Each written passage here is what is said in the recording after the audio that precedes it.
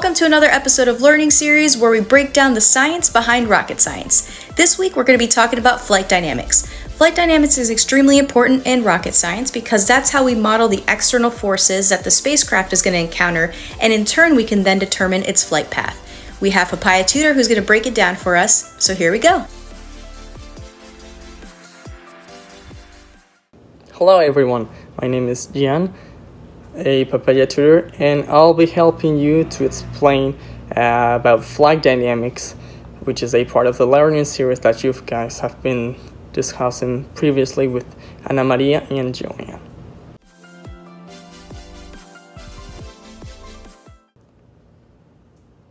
So I want to start off by giving you a brief about what we will discuss today.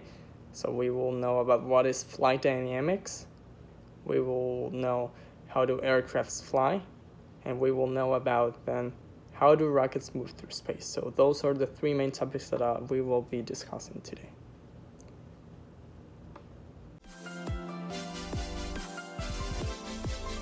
Start off by defining what is flight dynamics. Well, flight dynamics is made up of two words, dynamics and flight.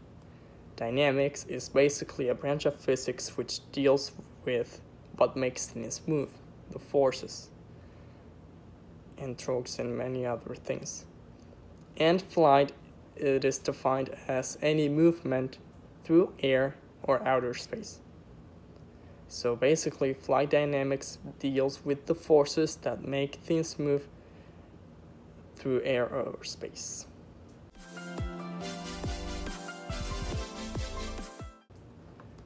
So now that we've covered that, let's go to see how do aircrafts fly. So you can see in the picture that there's a plane. Now I'm going to show you with this pen below, and this another. Let's say that these are the wings and this is the body. So on aircraft, when it moves through air, it is going to be four main forces will exert on it. Its weight, which is going to push below, the thrust, that as Ana Maria has discussed below, that is due to Newton's third law of motion, which propels the aircraft to move forward. And then we have drag, which is the opposite of thrust. Well, not the opposite, but it goes against the thrust. And lift. These two forces, both drag and lift, will be discussed in another learning series. But basically, they appear whenever a body is moving through a fluid, in this case, air.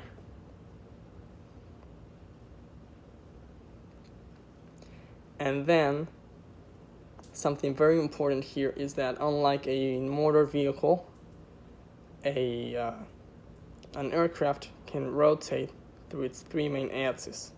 So it can rotate like this.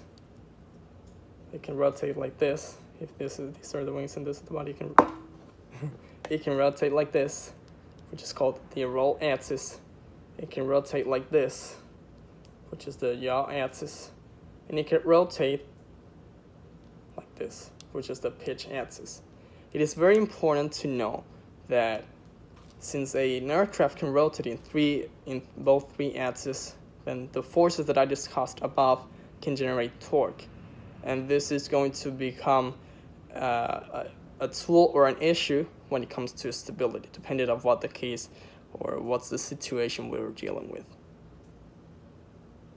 So the important keynotes on this part are that, as I said before, an aircraft can rotate in any axis, and every force that I discussed above is able to generate a torque. So these are the main concerns that we need to address in whenever there is a case of instability, and something that I will be covering up later.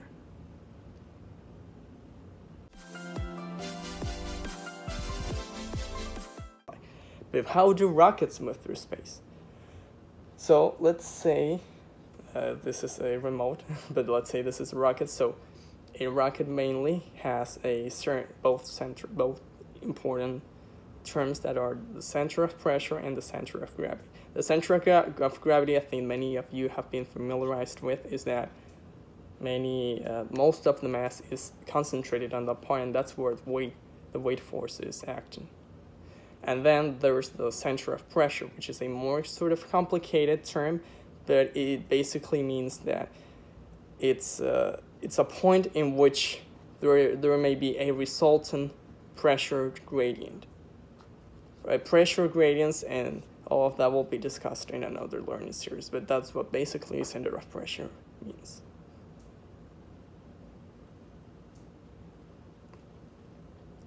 So before we start dealing with how do rockets move, we'd like to discuss two many important things. Outer space, as you know, is a near vacuum environment, so lift and drag are negligible. This is because lift and drag appear whenever a body moves through a fluid and there are gradients of pressure. Since there's a near vacuum, then there's not much pressure in that sense. So those two forces do not appear mostly. So the only forces that may have importance on the rocket are thrust and pressure, and weight. And all other part is that spacecrafts do not travel in straight lines. This is according to Kepler's laws, which state that objects moving through space describe orbits. So actually, a rocket does not go through a straight line. If, let's say, it goes to the moon, it doesn't go there. It describes an orbit, and that orbit is controlled through many other different control topics or maneuvers or techniques that won't be discussed in this series.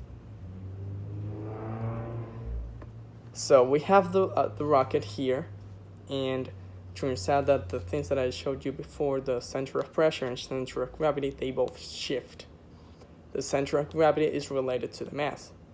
So we have the rocket, and there is a fuel that will be burnt, and it will be pushing a force downwards, and as Newton's third law states, it will move forward, or upward in this case. But the mass that is going to be consumed in this fuel is going to make the center of gravity shift, and also the pressure gradients will make it shift. Will make the center of pressure shift along the way while it's going through from launch to the outer space. So that way, this situation can generate some stability. So let's say the rocket goes like this, so that it may tilt to a certain angle or anything that may be concerned, maybe a outside. So since these two centers can shift during travel, it may cause the rocket to fall or may cause some instability issues that need to be solved. In order to achieve that stability, we need thrusters are built in the spacecraft.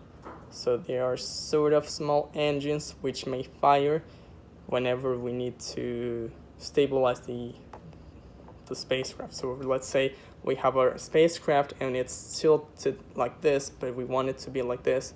So there may be a thruster here that may push downwards, that may fire downwards so that it can stabilize the aircraft. And that's basically how stability is achieved. Of course, there are many other different topics or areas that we didn't discuss, but that's in a broader sense. This is flight dynamics.